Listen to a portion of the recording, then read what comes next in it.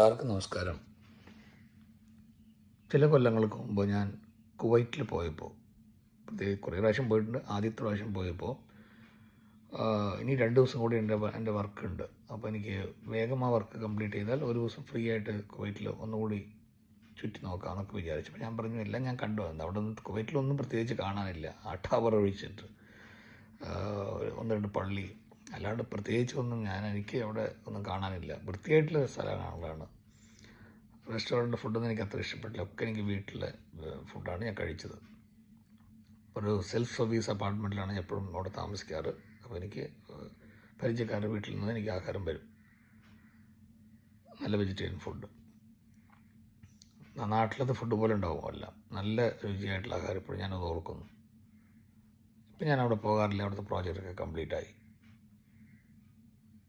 അപ്പം ഞാനങ്ങനെ പോകുമ്പോൾ ഒരു ദിവസം സമയമുണ്ടല്ലോ എന്ന് വിചാരിച്ച് എൻ്റെ കസിൻ 2-3 കൊല്ലങ്ങളായി ഞാൻ കണ്ടിട്ട്, കേരളത്തിലാണ്. വല്ലപ്പോഴൊക്കെ ചെന്നൈ എയർപോർട്ടിൽ പോകും മുമ്പ് ഞങ്ങളുടെ വീട്ടിൽ നിന്ന് കാപ്പിയെ കുടിച്ച് പോകാറുണ്ട്. അപ്പം ഞാൻ ഫോൺ ചെയ്തപ്പോൾ അഡ്രസ്സൊക്കെ ചോദിച്ചു. അപ്പോൾ എൻ്റെ ഒരു ഫ്രണ്ടിനെയും കൊണ്ട്, എനിക്ക് അറിയാത്ത സ്ഥലമാണല്ലോ, അവിടുന്ന് 1 മണിക്കൂറോ 1.5 മണിക്കൂറോ കണ്ട് യാത്ര. അവിടെ പോയി പുള്ളിക്കാരൻ അവിടെ കാത്തിരിക്കുകയാണ് അവൻ്റെ ഓഫീസിൽ മുമ്പിൽ. വലിയൊരു പോസ്റ്റൊന്നുമല്ല, ഒരു മിഡിൽ ലെവൽ ഓഫീസിലാണ്. അവിടെ എന്നെ റിസീവ് ചെയ്ത് ചായ കോഫിയൊക്കെ തന്ന് ഞങ്ങൾ ഒരു ഹാളിലിരുന്ന് കുറേ സംസാരിച്ചിട്ട് അവൻ താമസിക്കുന്ന സ്ഥലത്തൊക്കെ ഞാൻ എന്നെ കൊണ്ടുപോയി കാണിച്ച് ഞാനിങ്ങനെ ടൂറിസ്റ്റ് പോലെ ഇങ്ങനെ എല്ലാം നോക്കി ചിരിച്ച് തമാശ പറഞ്ഞ് അങ്ങനെ ഇരിക്കുകയാണ്. ഇടയ്ക്കിടയ്ക്ക് എന്നെങ്ങനെ സ്കാൻ ചെയ്ത് നോക്കുന്ന പോലെ ഇങ്ങനെ നോക്കുകയാണ്. അപ്പം തന്നെ പുതിയതായിട്ട് കാണുന്ന പോലെ ഞാൻ വിചാരിച്ചു, ഒന്നും ചോദിച്ചില്ല. അത് കഴിഞ്ഞൊരു 1 മണിക്കൂർ 1.5 മണിക്കൂർ കഴിഞ്ഞപ്പോൾ ഞാൻ പറഞ്ഞു, അങ്ങനെ പുറപ്പെടുന്ന സമയമായി, ഞാൻ പുറപ്പെടട്ടെ. അപ്പോൾ ഓടി വന്ന് എൻ്റെ കൈ പിടിച്ച് പെട്ടെന്ന് നമുക്ക് അറിയാൻ തുടങ്ങി. ഞങ്ങളൊക്കെ സമപ്രായക്കാരാണ്. നമ്മൾ എന്ത് പറ്റി, എന്താ കരയുന്നത്, നമ്മളെന്താ കുട്ടികളാണോ, എന്താ കരയുന്നത്? അല്ല സുരേഷേ, ഞാനിവിടെ വന്ന് 3 കൊല്ലങ്ങളായി. ഇനിയും 4 മാസം കൂടി കഴിഞ്ഞാലാണ് എനിക്ക് നാട്ടിലേക്ക് വരാൻ പറ്റില്ല. ഇവിടുത്തെ കോൺട്രാക്റ്റ് എങ്ങനെയാണ്, ഇടയ്ക്ക് ആർക്ക് എന്ത് സംഭവിച്ചാലും ഇവിടുന്ന് പോകാൻ പറ്റില്ല. മിലിറ്ററിയുടെ എങ്ങാണ്ട് സംബന്ധപ്പെട്ട ഒരു ബിസിനസ്, അത് ഒരു വർക്കാണത്. കോൺഫിഡൻഷ്യാലിറ്റി ഒക്കെ ഉള്ളൊരു പ്രോജക്റ്റിൻ്റെ ഒക്കെ എന്തൊക്കെയാണ് ചെയ്യുന്നത്. എനിക്ക് അതിനെ പറ്റി ഡീറ്റെയിൽ ആയിട്ട് ഞാൻ പറയുന്നില്ല, എനിക്കറിയില്ല. ഇവിടെ കാണുന്ന എൻ്റെ രക്തബന്ധങ്ങൾ ഒരാളെ ഞാനിവിടെ കണ്ടിട്ടില്ല. ഉള്ളിൻ്റെ ഉള്ളിൽ വല്ലാതെ ഒരു വിങ്ങലുണ്ടായിരുന്നു. നീ വരുന്നു എന്ന് പറഞ്ഞ സമയം തൊട്ട് ഇന്നലെ രാത്രിയൊന്നും ഞാൻ ഉറങ്ങിയില്ല. ഇന്ന് കാലത്ത് തൊട്ട് കാത്തിരിക്കുകയായിരുന്നു. എന്നെ കണ്ടപ്പോൾ എൻ്റെ സ്വന്തം ബന്ധങ്ങൾ എല്ലാവരെയും കണ്ടതുപോലെ എനിക്ക് തോന്നി. അപ്പോൾ എന്തൊക്കെയോ നീ എനിക്ക് ഈ ജോലിയുടെ തിരക്കുകൊണ്ട് ഇങ്ങനത്തെ ഒരു സെൻറ്റിമെൻറ്റിലൊന്നും എനിക്ക് അറിയുന്നില്ല. ഒരു യന്ത്രം പോലെ, എങ്ങനെ പറയും, ഞാൻ ഒരു മനുഷ്യനാണോ എനിക്ക് അപ്പോഴൊന്നും എനിക്ക് അറിയുന്നില്ല. ഞാൻ ജോലി എന്തെങ്കിലും എടുത്താൽ അത് തന്നെ ഞാൻ ചെയ്ത് അതിൽ ആ പ്രോജക്റ്റ് കംപ്ലീറ്റ് ചെയ്യണം സക്സസ്ഫുള്ളായിട്ട്. ഇങ്ങനത്തെ ഒരു യാന്ത്രികമായിട്ട് പ്രോഗ്രാം ചെയ്ത മനുഷ്യനായിട്ട് എനിക്ക് തമ്മിൽ പറയുന്നൊന്നും എനിക്ക് മനസ്സിലാകുന്നില്ല. നമ്മൾ എന്താ നീ പറയുന്നത്? നീ വരുന്നു, ജോലി ചെയ്ത് നല്ല ശമ്പളം കിട്ടുന്നു, വീട്ടിലേക്ക് അയക്കുന്നു. സുരേഷ്, ഞാൻ പറയുന്നത് എനിക്ക് മനസ്സിലാകുന്നില്ല. ഇവിടെ നീ ഒരു 2 ദിവസം താമസിച്ച് നോക്കുക, അല്ലെങ്കിൽ 1 മാസം താമസിച്ച് നിനക്കറിയാം അതിൻ്റെ മിസ്സിങ് എന്താണെന്ന് നിനക്കറിയാം. നീ വരുന്നു, 1 ആഴ്ച 2 ആഴ്ച ഉണ്ടാകുന്നു, മാക്സിമം 10 ദിവസം ജോളിയായിട്ട് ചുറ്റി അടിച്ച് തിരിച്ചു പോകുന്നു. ഞങ്ങൾക്ക് അങ്ങനെയല്ല. അപ്പോൾ ഞാൻ കുറച്ച് നേരം സംസാരിച്ചു, എന്തൊക്കെയോ സംസാരിച്ച്, ഒന്നും എൻ്റെ കാതിൽ കേട്ടില്ല. അതൊക്കെ ഇവിടെ കണ്ണൊക്കെ തുടച്ചിട്ട് നീ എന്താ കുട്ടികളെ പോലെ എന്നൊക്കെ പറഞ്ഞിട്ട് ഞാനവന് ഹഗ് ചെയ്തിട്ട് അവന് കുറേ ചോക്ലേറ്റും എൻ്റെ കുടുംബത്തിലേക്ക് തന്ന സ്നേഹം കൊണ്ടുള്ള കുറച്ച് ചോക്ലേറ്റ്.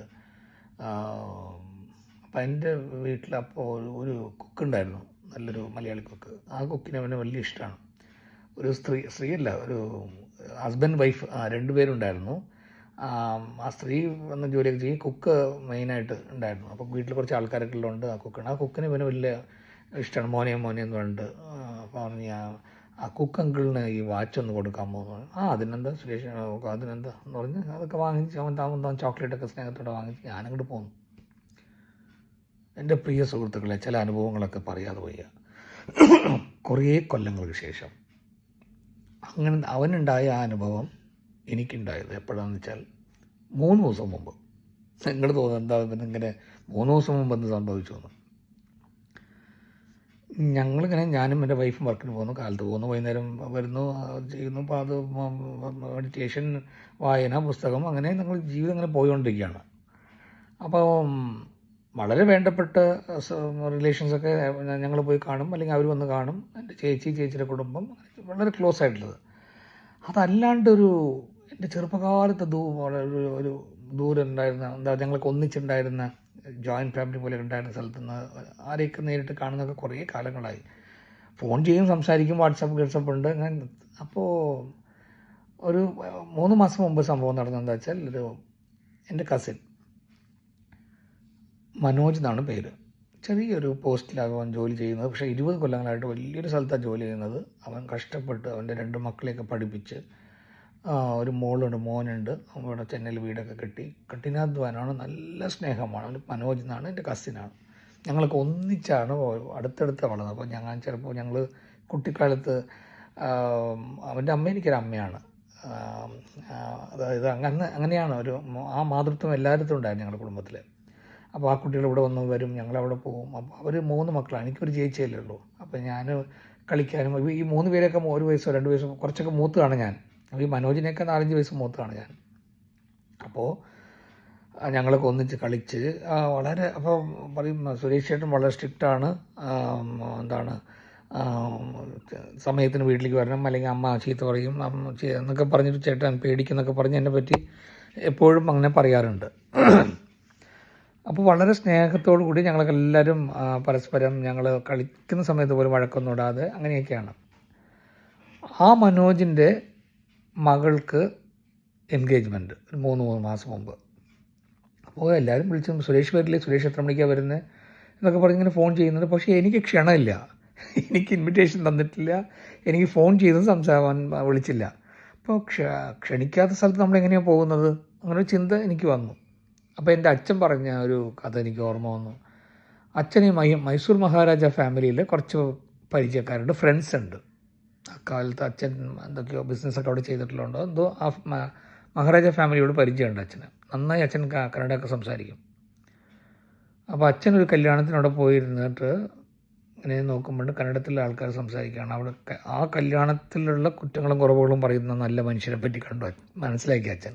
അപ്പോൾ അച്ഛൻ പറയായിരുന്നു, മൈസൂർ മഹാരാജാവിൻ്റെ കല്യാണത്തിലും കുറ്റങ്ങളുണ്ടാകും, ചിലത് വിട്ടുപോകും, വേണമെന്ന് വെച്ചിട്ടല്ല. അതുകൊണ്ട് ഈ ആൾക്കാരുടെ കുറ്റം പറച്ചിലൊന്നും ഒരു വില കൊടുക്കരുതെന്നുള്ള അർത്ഥത്തിൽ അച്ഛനെ സാധാരണ അങ്ങനെ പറയാറുണ്ട്. അപ്പോൾ എനിക്കത് ഓർമ്മ വന്നു. അപ്പോൾ ഞാൻ വിചാരിച്ചു, മനോജിന് എനിക്കൊരു അഭിപ്രായ വ്യത്യാസമില്ല, ഒന്നുമില്ല, ആരോടും എനിക്കില്ല, പാവം വിട്ടുപോയതായിരിക്കാം അല്ലേ. അപ്പോൾ ഒന്നിലും അവൻ ഫോൺ ചെയ്യാൻ മറന്ന് കാണാം. അവർ 2 സഹോദരന്മാരുണ്ട്, എല്ലാവരും അവരവരെ കാര്യങ്ങൾ നോക്കിയിരിക്കാൻ. ഒരാൾ ഇന്ത്യക്ക് പുറത്താണ്. അപ്പോൾ അവനാണ് ഓടിച്ചാടി എല്ലാം ചെയ്യേണ്ടത്. അവൻ്റെ വീട് കിട്ടാനായാലും പിള്ളേരെ പഠിപ്പിക്കാനും ഓടാനും എല്ലാം. അങ്ങനെ ഇപ്പം ആരെയും സഹായിക്കാനൊന്നും പോകാൻ സമയമില്ലല്ലോ, എല്ലാം ഓരോരോ കാര്യങ്ങളിങ്ങനെ യാന്ത്രികമായിട്ടല്ലേ ഓടുന്നതെല്ലാം. അപ്പോൾ അവന് പാവം മറന്ന് കാണുമെന്ന് വിചാരിച്ചിട്ട് അതൊരു ഞായറാഴ്ച ആയിരുന്നു എന്നാണ് എൻ്റെ ഓർമ്മ, നിശ്ചയദാർത്ഥം എൻഗേജ്മെൻറ്റ്. അപ്പോൾ ഞാൻ ആ ശനിയാഴ്ച രാത്രി വരെ ഞാൻ പ്രതീക്ഷിച്ചു എൻ്റെ ഫോണോ അല്ല വാട്സപ്പിൽ ഇൻവിറ്റേഷനോ വരുന്ന ഒന്നും കാണുന്നില്ല. പക്ഷേ ആൾക്കാരാണെങ്കിൽ എൻ്റെ ഇങ്ങനത്തെയൊക്കെ ഗെറ്റ് ടുഗദറിലല്ലേ എല്ലാം കാണുന്നത്, സ്വന്തം ബന്ധങ്ങളൊക്കെ കാണുന്നത്. അപ്പോൾ അവരൊക്കെ ഫോൺ ചെയ്യണു, ഞാൻ എന്താ ഉത്തരം കൊടുക്കേണ്ടത് എനിക്കറിയാം. എന്നെ വിളിച്ചില്ല എന്ന് പറയാനായിട്ട് എനിക്കൊരു നാണക്കേട്. അപ്പോൾ അവനെ തെറ്റിദ്ധരിക്കില്ലേ ആൾക്കാർ, എന്താ സുരേഷിനെ എന്താ വിളിക്കാതിരുന്നതെന്ന് മൂത്ത ആൾക്കാരൊക്കെ ചോദിക്കും. ഞാൻ എന്ത് ചെയ്തു, 7:30 മണിക്ക് അവന് ഫോൺ ചെയ്തു, മനോജ് സത്രത്തിൻ്റെ കല്യാണം, ഈ നിശ്ചയദാർത്ഥം നടക്കുന്ന ആ സത്രത്തിൻ്റെ ലൊക്കേഷനും അഡ്രസ്സും ഒന്ന് അയക്കും മോനെ, ചേട്ടൻ പുറപ്പെടുകയാണെന്ന് പറഞ്ഞു. അവന് ചേട്ടാ ഞാൻ കരയാൻ തുടങ്ങി. അപ്പോൾ ഒന്നും കുഴപ്പമില്ല, ഞാൻ വരാം, ഞാനും എൻ്റെ വൈഫും ഞങ്ങൾ പുറപ്പെട്ടു, ഞങ്ങൾ വരാം, നീ ലൊക്കേഷൻ മാത്രം അയക്കുന്നു. ചേട്ടാ ക്ഷമിക്ക് ചേട്ടാ, അറിയാണ്ട് തെറ്റ് ചെയ്തു പോയി ചേട്ടാ, എനിക്ക് അതൊക്കെ വിട്, നീ അഡ്രസ്സ് അയക്കുന്നു. ഞങ്ങൾ പോകുമ്പോൾ അവൻ ആ സ്റ്റേജിലെ വർക്കെല്ലാം അതൊക്കെ അവിടെ നിർത്തിയിട്ട് നേരെ ഞങ്ങൾ വരാനായിട്ട് കാത്തിരിക്കുകയാണ്. ചേട്ടാ ഇപ്പോൾ എവിടെ എത്തി പറഞ്ഞിട്ട് ഞങ്ങൾ റിസീവ് ചെയ്ത് മുമ്പിൽ കൊണ്ടുപോയി ഇരുത്തി. ഞാൻ പറഞ്ഞു, അയ്യോ ഞാൻ എവിടെ വന്നാലും മുമ്പിൽ ഞാൻ പിന്നെ ഇരുന്നോളാം, അല്ലല്ല ചേട്ടൻ ഇവിടെ ഉണ്ടാകണം എന്നൊക്കെ പറഞ്ഞ് ആ ഫംഗ്ഷനിൽ എനിക്ക് വളരെ എന്താ പറയുക, ആദ്യം അവൻ്റെ സ്നേഹം എനിക്ക് കുറച്ചുകൂടി കിട്ടി. അത് കഴിഞ്ഞു. 3 ദിവസം മുമ്പ് അവൻ വിളിച്ച് പറഞ്ഞു, ചേട്ടാ ഇൻവിറ്റേഷനും കൊണ്ട് ചേട്ടൻ്റെ വീട്ടിലേക്ക് വരണം. വാ മോനെ ഞാൻ വീട്ടിലുണ്ട്. അപ്പോൾ ഈ വീട്ടിൽ ഞങ്ങളിപ്പോഴുള്ള ഈ ഫ്ലാറ്റിൽ അവൻ വന്നിട്ടില്ല. എനിക്കറിഞ്ഞവൻ ആദ്യമായിട്ടാണ് വരുന്നതെന്ന് തോന്നുന്നു ഈ യാന്ത്രിക ജീവിതത്തിൽ, ഈ ഫ്ലാറ്റിൽ. അപ്പോൾ ഞങ്ങൾ ലൊക്കേഷനൊക്കെ അയച്ചു. വന്നിട്ട് ഞാൻ പറഞ്ഞുകൊണ്ടിരുന്നു ഇന്നാണ് ഇങ്ങനെ വരും എന്ന് പറഞ്ഞിട്ട് പുള്ളിക്കാരൻ വീട്ടിലെത്തി. ഞങ്ങൾ വെള്ളമൊക്കെ കൊടുത്ത് ചായ കൊടുത്ത് സംസാരിച്ചുകൊണ്ടിരിക്കാൻ തുടങ്ങിയപ്പോൾ ഈ കല്യാണത്തിനെ പറ്റിയോ ഒന്നുമല്ല. അക്കാലത്ത് എൻ്റെ വൈഫിനോട് പറയാണ്, ചേച്ചി ഞാനും എൻ്റെ ചേട്ടൻ, എൻ്റെ അനിയൻ, ഞങ്ങൾ 3 പേര്, പിന്നെ സുരേഷ് ചേട്ടൻ, ഞങ്ങൾ ഒന്നിച്ച് ആഹാരം കഴിക്കുക, കളിക്കുക, അങ്ങനെ എല്ലാ കാര്യങ്ങളും. വീക്കെൻഡ് വരുമ്പോൾ ചേട്ടൻ എൻ്റെ അച്ഛൻ പോയിട്ട് കൊണ്ടുവരും, അല്ലെങ്കിൽ എൻ്റെ അമ്മ പോയിട്ട് കൊണ്ടുവരും. എന്നിട്ട് ഞങ്ങളിവിടെ ഞങ്ങൾക്ക് സുരേഷ് ചേട്ടൻ പറഞ്ഞ പുറത്തൊരാളല്ല, ഞങ്ങളുടെ ചേട്ടൻ തന്നെയാണ്. അങ്ങനെയാണ്. അത് കഴിഞ്ഞ് ഞങ്ങൾ ഒന്നിച്ചാണ് ഒരേ സ്കൂളിലേക്കാണ് പഠിച്ചത്. പക്ഷേ എന്നോട് ചേട്ടന് എന്തോ ചെറുപ്പം തൊട്ടേ വളരെ സ്നേഹമാണ്. വഴിയിൽ കണ്ടാലും അതിനുശേഷം ജോലിയൊക്കെ കിട്ടി ഞങ്ങളൊക്കെ ഹോട്ടലിൽ എവിടെയെങ്കിലുമൊക്കെ കണ്ടാൽ വലിയ വലിയ ഹോട്ടലൊക്കെ കാണാറുണ്ട്. അപ്പോഴൊക്കെ എന്നെ വിളിച്ച് സംസാരിക്കും. സ്നേഹം അത്രയാണ്. പക്ഷെ അതൊക്കെ ഇത്ര വിട്ടുപോയല്ലോ ചേച്ചി, വിട്ടുപോയല്ലോ. ഞങ്ങളൊന്നും സംസാരിക്കുന്നില്ലല്ലോ. ആ കാലം ഞങ്ങൾക്ക് കിട്ടുന്നില്ലല്ലോ. ഞങ്ങൾ പരസ്പരം സ്നേഹിക്കാനും സ്നേഹിക്കപ്പെടാനുള്ള ഭാഗ്യമൊക്കെ നഷ്ടപ്പെട്ടു പോയല്ലോ എന്ന് പറഞ്ഞാൽ അവൻ പെട്ടെന്ന് കരയാൻ തുടങ്ങി. കണ്ണ് നിറഞ്ഞിട്ട് കല്യാണക്കുറി കൊണ്ടുവന്നിട്ട് ആൾ കരയാമോ. പുള്ളിക്കാരൻ എൻ്റെ വൈഫിനോട് സംസാരിക്കുന്നു. ഞാനിത് ഇങ്ങനെ ഇരുന്ന് കാണുകയാണ്. ചിലതൊക്കെ ഞാനും സംസാരിക്കുന്നുണ്ട്. അപ്പോൾ എന്നെ ഒന്നും സംസാരിക്കാൻ പറ്റുന്നില്ല. അവന് കുറേ കാര്യങ്ങൾ പറയണം അവൻ്റെ ചേച്ചിയോട്, അതായത് എൻ്റെ വൈഫിനോട്. അപ്പം ഞാനിതിങ്ങനെ ആസ്വദിക്കുകയായിരുന്നു ആ പഴയ കാലങ്ങളും എല്ലാം. അപ്പോൾ ഞാൻ വളരെ ക്ഷീണിച്ചിട്ടായിരുന്നു. ശരിക്കും ആഹാരം കഴിക്കില്ല. അപ്പോൾ അമ്മയൊക്കെ നിങ്ങൾ പറഞ്ഞ വിശ്വസിച്ചറിയാം, 4 5 വിവാഹം കഴിഞ്ഞതിന് ശേഷം കൂടി അമ്മ എനിക്ക് ആഹാരം കൊണ്ടുവന്നിട്ട് കാലത്ത് ഞാൻ ബ്രേക്ക്ഫാസ്റ്റ് കഴിക്കാണ്ട് ഓടുമ്പോൾ മോനെ 2 ഇഡ്ഡലി കഴിക്കടാ പറയും അമ്മ. അങ്ങനെ അമ്മ വായിൽ തരും. തമിഴ് പറഞ്ഞാൽ ഊട്ടിത്തരും എന്ന് പറയും തമിഴിൽ. വായിൽ ഇങ്ങനെ തരും. അപ്പോൾ 4 വയസ്സ് 4ാം ക്ലാസ് 5ാം ക്ലാസ് വരെയൊക്കെ അമ്മ എനിക്ക് കുഴച്ചിട്ട് സ്പൂൺ ഇട്ട് നല്ല കഴിക്കില്ല. അങ്ങനെ ശീലിച്ചതാണ്.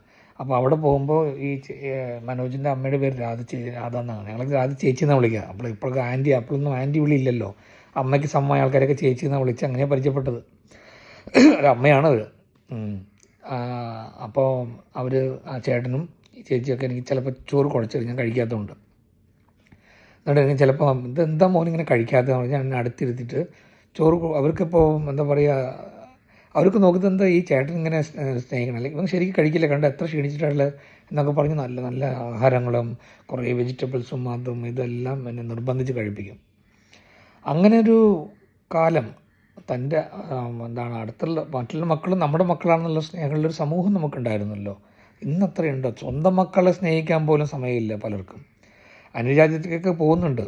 എൻ്റെ അച്ഛനോടൊക്കെ പലരും ചോദിച്ചു, എന്താ വേണ്ട, അത്രയൊന്നും പണം വേണ്ടാന്നേ, സ്വന്തം മക്കളെ സ്നേഹിക്കാനുള്ള സമയമില്ലാണ്ട് എന്തിനാ പോണേന്ന്. അച്ഛൻ്റെ വ്യക്തിപരമായ അഭിപ്രായമായിരുന്നു.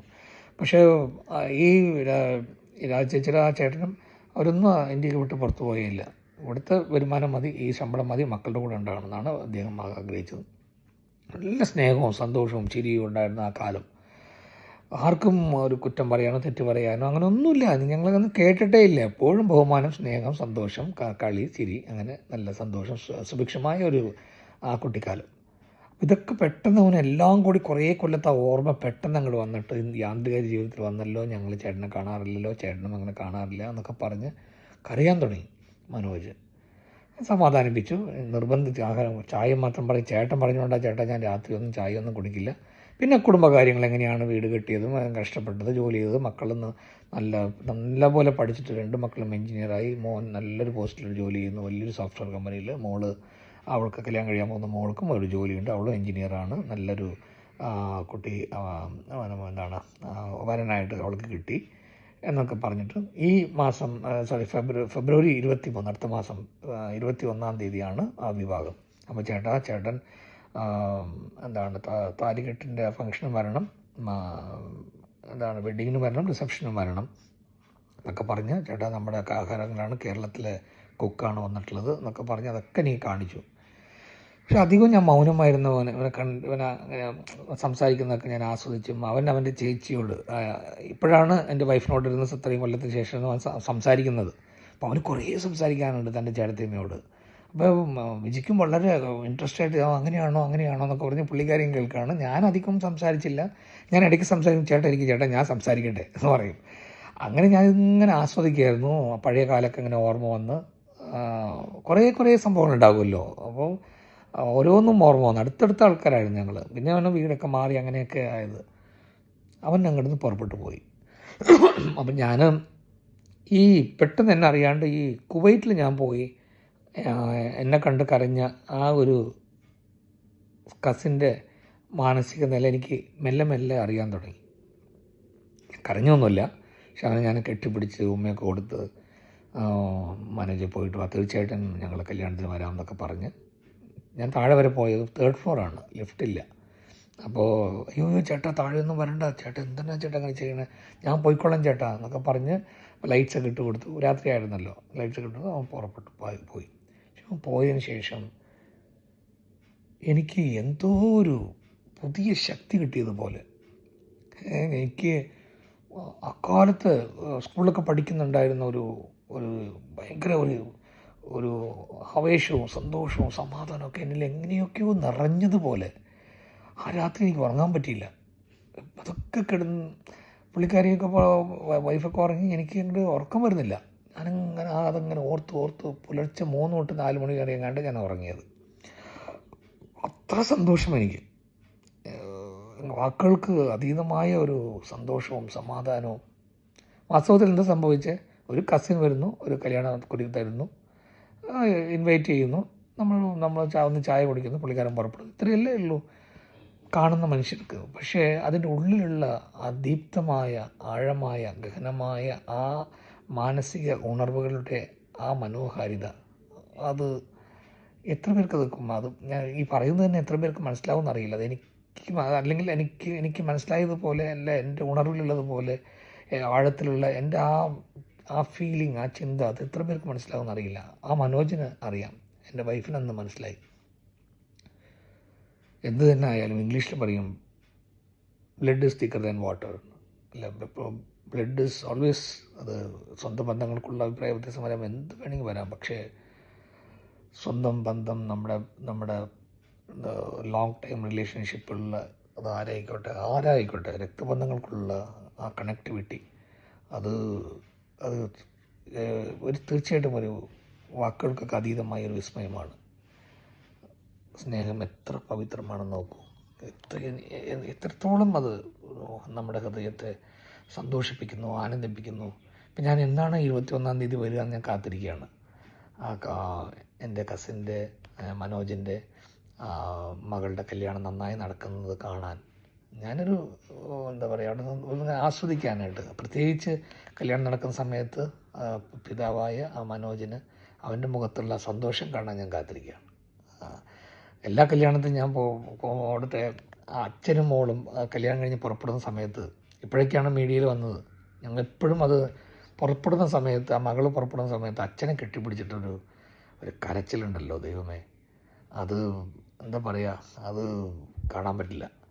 ഞാനതൊക്കെ കാണാണ്ട് രക്ഷപ്പെട്ടു പോകും. എങ്കിലും എനിക്ക് വീഡിയോ ഒക്കെ തന്നെ എനിക്ക് അയക്കും ആൾക്കാർ. അത് നോക്കൂ, ആ അച്ഛനും മകൾക്കുള്ള റിലേഷൻ അത് എത്ര പവിത്രമാണ്. നമ്മളൊക്കെ കുട്ടികളൊക്കെ വലിയ കുട്ടികളായ തൊട്ടൊന്നും സംസാരിക്കില്ലല്ലോ, തലയിൽ അനുഗ്രഹിക്കില്ലതുള്ളൂ. പക്ഷെ പുറപ്പെടുന്ന സമയത്ത് അവൾ അത്രയും കൊല്ലത്തെ അച്ഛൻ്റെ മടിയിലിരുന്ന് എല്ലാം വളർന്ന കുട്ടി ഏജ് അറ്റൻഡ് ചെയ്തതിന് ശേഷം കുറച്ചൊരു അകലിച്ചുണ്ടാവില്ല അച്ഛൻ്റെ അടുത്ത്. അപ്പോൾ അത് കഴിഞ്ഞിട്ട് ആ ഏജ് അറ്റൻഡ് ചെയ്തതിന് തൊട്ട് കല്യാണം കഴിക്കാൻ വരെയുള്ള കാലം വരെ അച്ഛനോട് അത്ര ക്ലോസ് ആയിരിക്കില്ല, അച്ഛനും അത്ര ക്ലോസ് ആയിരിക്കില്ല, അങ്ങനെ ജോലിയും കാര്യങ്ങളായിരിക്കുമല്ലോ. പക്ഷെ പുറപ്പെടുന്ന സമയത്ത് അച്ഛനോട് കെട്ടിപ്പിടിക്കാതെ, അച്ഛന് ഉമ്മ കൊടുക്കാത്ത ഇത്രയും കാലം എല്ലാം കൂടി പുറപ്പെടുന്ന സമയത്ത് അച്ഛനെ കെട്ടിപ്പിടിച്ച് പൊട്ടിക്കരയുന്ന, പുതിയ താലി പുതിയ ഡ്രസ്സും എല്ലാം ഇട്ടിട്ട് കല്യാണത്തെ കോലത്തിലുള്ളൊരു പെൺകുട്ടി ആ അച്ഛനെ കെട്ടിപ്പിടിക്കറിയുന്നതും അച്ഛൻ കരയാതെ കഷ്ടപ്പെടുന്നത്, അവസാനം രണ്ടുപേരും പൊട്ടിക്കരയുന്നതും അത് കണ്ട് അവിടെ ചുറ്റുമുള്ള ആൾക്കാർക്ക് അറിയുന്നതൊക്കെ എന്തൊരു കാഴ്ച! അതല്ലേ സ്നേഹത്തിൻ്റെ പ്രവാഹം? അതിന് സാക്ഷ്യമായിട്ടല്ലേ ആനന്ദാശ്രുവോ അല്ലെങ്കിൽ ദുഃഖത്തിൻ്റെ കണ്ണീരോ ഒക്കെ വരുന്നത്? സത്യം തന്നെ, ഈ രക്തബന്ധങ്ങൾ, സ്നേഹം, കരുണ, ദയ എല്ലാം എത്ര പവിത്രങ്ങൾ, അതൊക്കെ ദൈവത്തിൽ നിന്ന് വരുന്ന ഗുണങ്ങളാണെന്ന് നമുക്ക് മനസ്സിലാക്കാം. ഏറെ സ്നേഹം, സന്തോഷം, നമസ്കാരം, ശുഭദിനം നേരുന്നു.